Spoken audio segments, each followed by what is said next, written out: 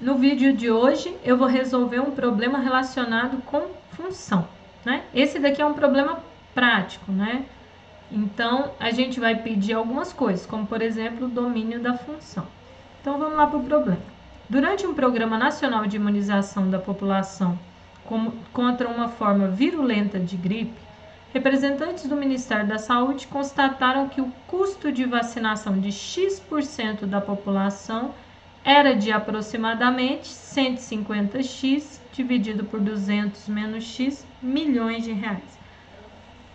Então, para cada porcentagem da população vacinada, eu tenho um determinado custo.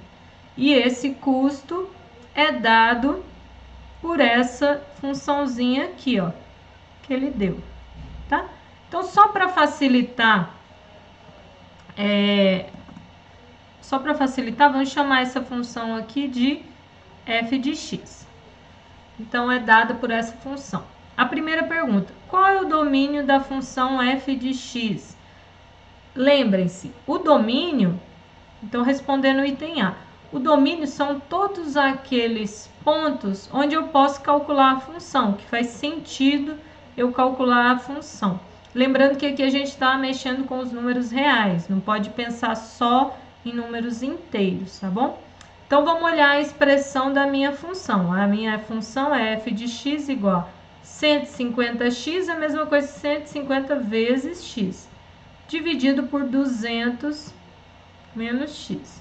Então, eu vou olhar o que envolve a função. Aqui eu tenho uma divisão, por exemplo, e o denominador eu tenho 200 menos x. Como a gente sabe, o denominador de uma função nunca pode dar zero, né? Pode dar negativo, não tem problema. A única coisa que não pode dar é zero. Então, o que a gente sabe? Que o que está lá embaixo, no denominador, não pode ser zero. Ah, mas para isso aqui dar zero, o x tinha que ser quanto? 200, não é? Então, o x não pode ser 200. Porque se o x for 200, eu vou ter 200 menos 200, vai dar zero. Então, não pode dar 200. Quando eu olho o numerador da minha função, eu tenho uma multiplicação, né? Eu tenho 150 vezes x. Não tem problema. O x pode ser zero, pode ser negativo. No numerador pode dar zero. O único que não pode é no denominador. Então, eu não tenho nenhuma restrição na parte de cima. Então, se eu olho o domínio dessa função, o domínio de f é x pertencente aos reais, tal que x não pode ser 200. Pronto, só tirei um carinha que ele não pode ser. Agora o item B, vamos ver o que ele está pedindo. Para quais valores de x, no contexto do problema, f de x tem interpretação prática? Então, essa pergunta é bem interessante. Por quê? Porque quando a gente olha qualquer função, você pode olhar ela meramente como objeto matemático, igual esse daqui, né? Uma expressão aqui, ou ela pode estar inserida dentro de algum contexto, ter um significado, né? Que é o caso dessa função aqui. Ela está dentro de um problema real. Então, dentro desse problema real, a gente vai analisar, ó, ele repetindo a pergunta, para quais valores de x, no contexto do problema, f de x tem interpretação prática. Então, a gente vai olhar lá o que significa o x aqui para ele e o que significa o f de x para ele. Nesse caso, x, ó, custo de vacinação de x%. Então, esse x está representando porcentagem da população vacinada. O custo para vacinar uma determinada quantidade da população. Como nesse caso é porcentagem da população, o x só faz sentido no intervalinho de 0 a 100. Tá? Porque como é porcentagem, só pode ser 0% até 100%. Não faz sentido vacinar 200% da população, ou uma porcentagem negativa também não faz sentido. Então, para o problema prático, o correto é que o x varia entre 0 e 100. Então, agora o item C. O item C pergunta o seguinte: qual foi o custo para que os primeiros 50% da população fossem vacinados. Então, ele quer saber se o X aqui, lembra que o que o X representa, né? Se o X vale 50, quanto que é o custo para vacinar 50% da população? Então, eu estou tomando aqui X igual a 50. E quero saber qual o custo de vacinar essa porcentagem da população. Então, basta eu substituir na fórmula, né? Então, substituindo em f de x, a gente vai achar. Então, o que vai dar isso aqui? F de 50 é 150 vezes 50 dividido por 200 menos 50, que vai dar 150 vezes 50 dividido por 200 menos 50 dá 150. Então, eu corto aqui, cancelo. Isso aqui lá dá milhões, né? Então, 50 milhões. Tá bom? Então, o custo para eu vacinar metade da população é de 50 milhões. E agora o item D. Vamos para o item D. O item D fala o seguinte: qual foi o custo? Qual foi o custo? Deixa eu subir aqui. Qual foi o custo para que os 50% restantes da população fossem vacinados? Aí você fala assim para mim, o natural da gente falar é, uai, mas se gastou 50 milhões para vacinar os primeiros, vacinar os próximos 50 também vai gastar o mesmo tanto. Não, nem sempre. Depende da função. Quando a gente tem funções lineares, por exemplo, essa função aqui, ó, quando x igual a 1 é 1, quando x igual a 2 é 2, por aí vai. Quando a gente tem funções lineares, qual que é o comportamento dela? Se eu dobro o valor aqui, aqui também dobra, né?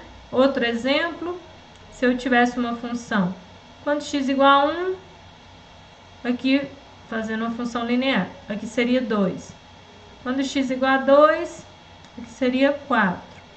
Então, essa função aqui, essas duas funções são funções lineares. Então, tá vendo? Quando eu dobrei aqui, aqui também dobrou. Então, isso acontece em função linear.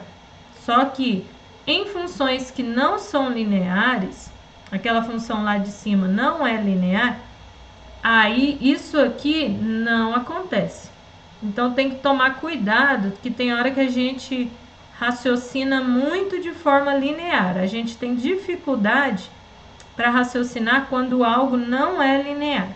Então aqui a gente tem que analisar. Então vamos analisar, vamos ler de novo o problema. Qual foi o custo para que os 50% restantes da população fossem vacinados?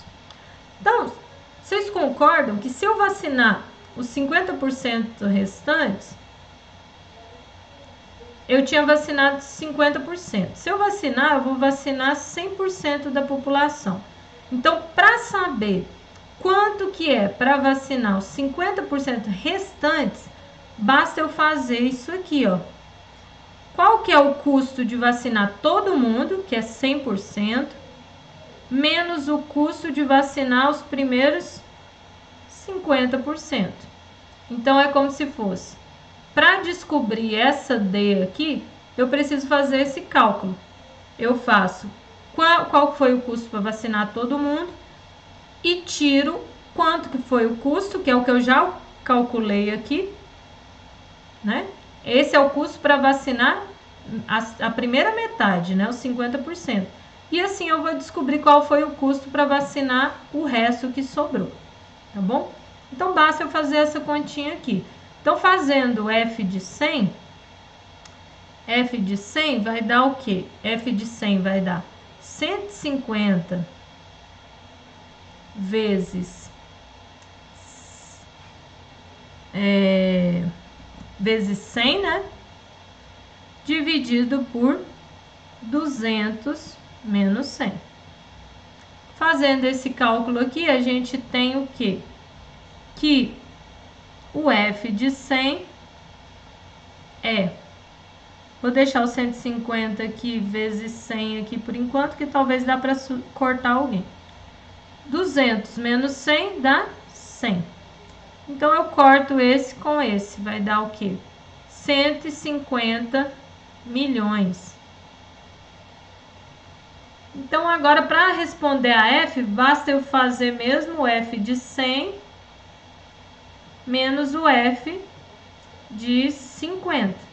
Mas eu já sei lá quanto que deu. Deu 150 esse primeiro e o segundo deu 50.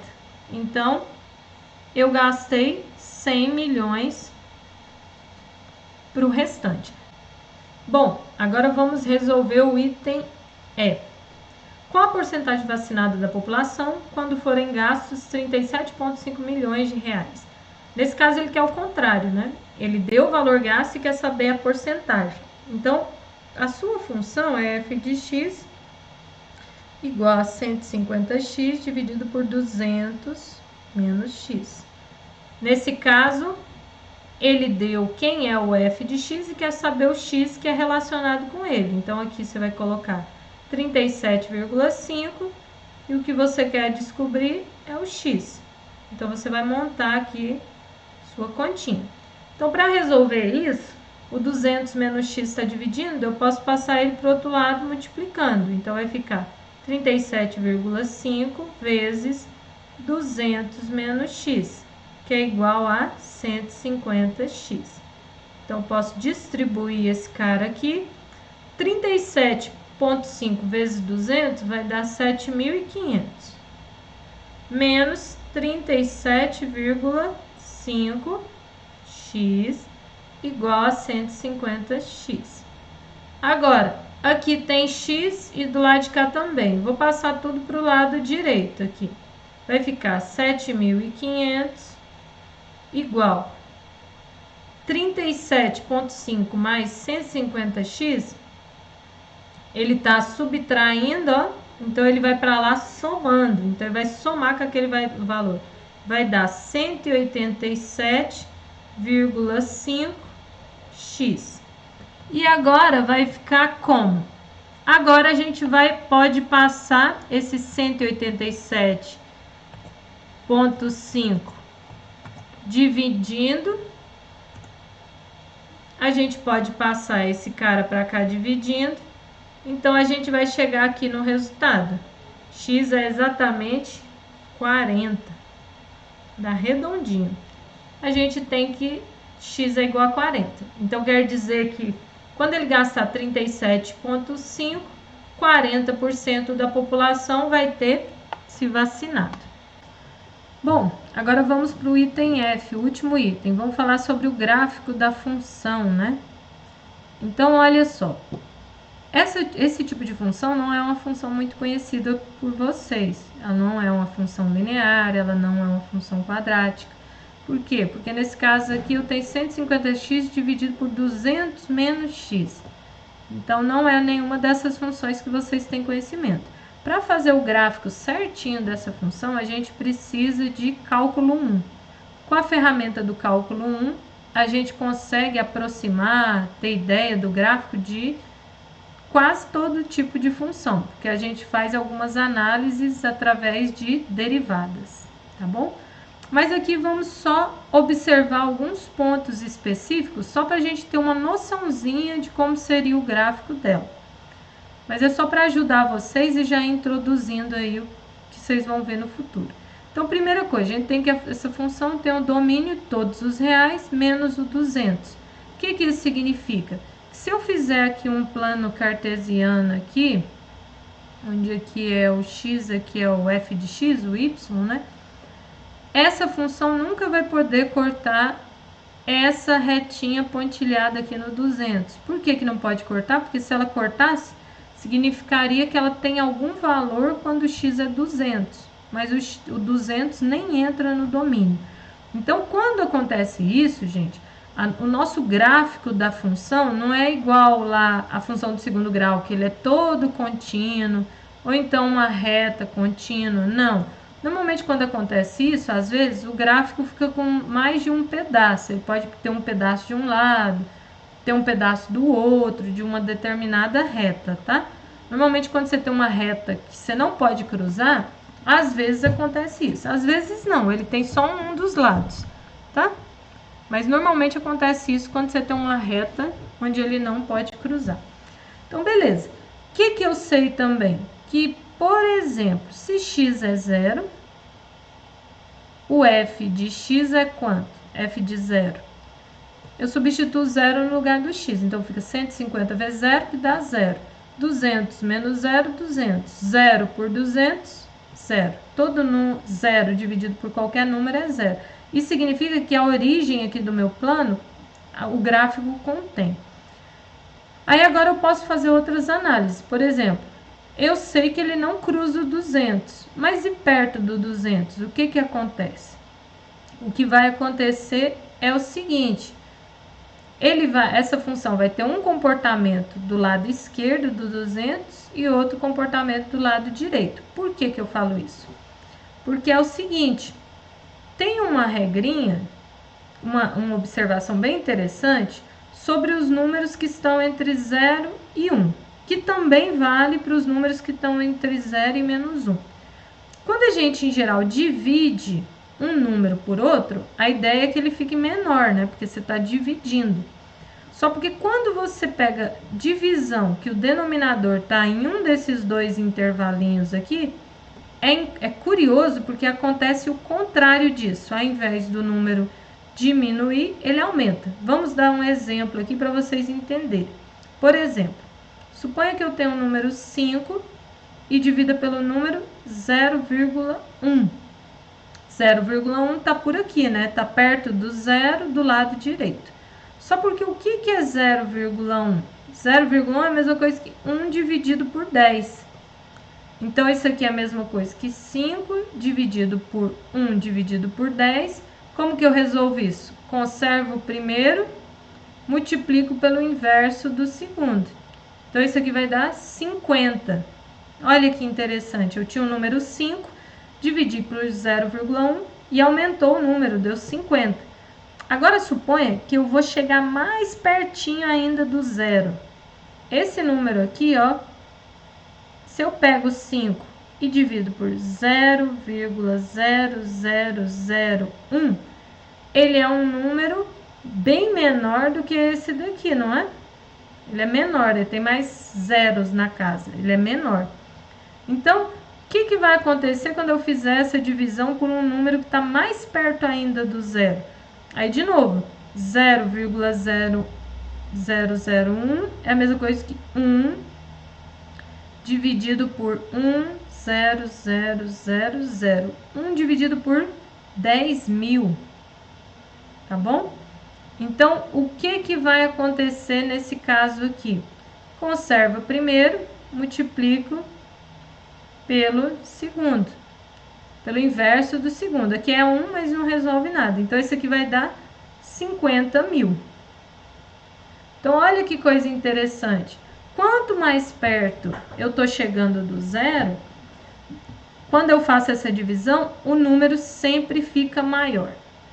Tá? Então, quer dizer, quanto mais perto, o resultado da divisão, aqui no caso dessa divisão que eu estou pondo 5 aqui em cima, está ficando cada vez maior.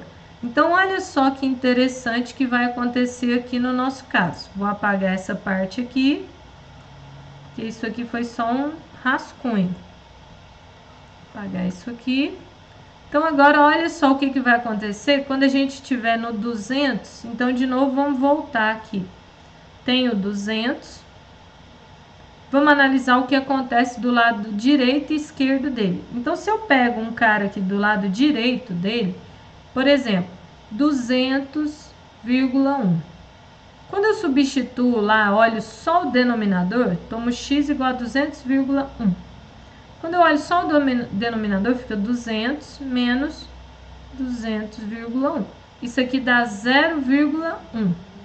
Então, quando eu for dividir, olha lá em cima, vai dar um número grande, né? Porque vai ficar 150 vezes esse cara aqui, vai dar um número grande. Quando eu pegar esse número grande e dividir por 0,1, o que a gente viu no exemplo de cima? Dividir por 0,1 vai fazer ele ficar maior ainda. Então, vai dar um número grande. Só porque aqui eu errei, né? Aqui é menos 0,1, porque esse é menor e esse é maior. Então, dá menos 0,1. Então, quando eu dividir os números, vai dar um número muito grande. Só porque é um número muito grande negativo. Por quê? Porque o de cima é 200,01 vezes 150, que é positivo. O de baixo é negativo. Então, vai dar um número negativo só porque aqui esse resultado vai ser um número muito grande. Então, vai ficar um número lá embaixo, ó. Vai ficar um número grandão lá embaixo, um pontinho. E o que vai acontecer se eu pegar x igual a 200,0001? É aquele mesmo caso que a gente viu lá do 5, né? Vou subtrair aqui, olhando só para o denominador. Isso aqui vai dar menos 0,0001. Então, de novo, a gente está pegando um número e dividindo por um número entre 0 e 1, só porque é menor ainda.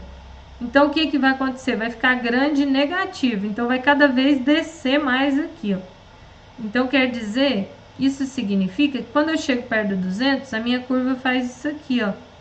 Ela vai aproximando desse... Opa, ficou torto aqui. Deixa eu apagar aqui. Ela vai querendo aproximar dessa curva aqui, ó, do 200, mas ela nunca vai encostar. Ela vai ficar cada vez mais perto, mas nunca vai encostar. Tá? E ela vai ficar mais ou menos assim. Se você analisar caras que estão lá para frente aqui, longe do 200, ele vai fazer isso aqui, ó, vai subir. E o que vai acontecer antes do 200? Mesma coisa. Quando você estiver pertinho aqui do 200, vai dar esse mesmo 0,1, só porque positivo. Então, vai ficar positivo dividido por positivo, vai dar um número grande positivo. Então, suponha, vai ficar por aqui. Quanto mais pertinho você for chegando do 200, mais pertinho ele chega aqui. Então, o seu gráfico vai fazer mais ou menos assim, ó. Ele vai subir, vai ficando perto, perto, perto, mas nunca vai encostar. Tá bom? E aqui, se você analisar, ele também não tem como descer muito. Depois a gente faz essa análise no futuro. Ele fica mais ou menos assim, o gráfico de vocês. Tá bom? Agora, se a gente for analisar, tendo em vista, tá escrito aqui, ó, tendo em vista a situação prática do problema em questão, lembra, o problema prático, o x varia só entre 0 e 100. Então, quer dizer que entre 0 e 100, o pedaço do gráfico que me interessa é o pedaço que tá por aqui, né? Assim, ó. É só esse pedacinho aqui que me interessa. Então, a gente sabe mais ou menos o comportamento. Quando a gente faz... Agora, deixa eu chegar aqui para baixo. Quando a gente faz direitinho, só para vocês terem uma ideia do gráfico aqui, quando a gente faz o gráfico direitinho, fica mais ou menos assim. E esse gráfico da direita é quando a gente considera lá o intervalo lá que faz sentido. Então, só serve para a gente o intervalo que o x... Só serve para a gente o intervalo em que o x vai de 0 até 100. Que é esse caso que a gente está vendo aqui. Tá bom? Esse da direita. E aqui, essa reta em azul, ela só serve para comparar com a reta linear. Se a sua função fosse uma função linear, o gráfico dela seria essa reta aqui. Então, o que essa função nossa faz? Ela é bem parecida com a linear no começo, mas depois ela cresce muito mais rápido que a linear. Os valores aumentam bem mais rápido, que é o que acontece com funções exponenciais. Ela no começo ela vai bem lenta, mas chega um momento que ela estoura e começa a ir muito rápido. Então é isso.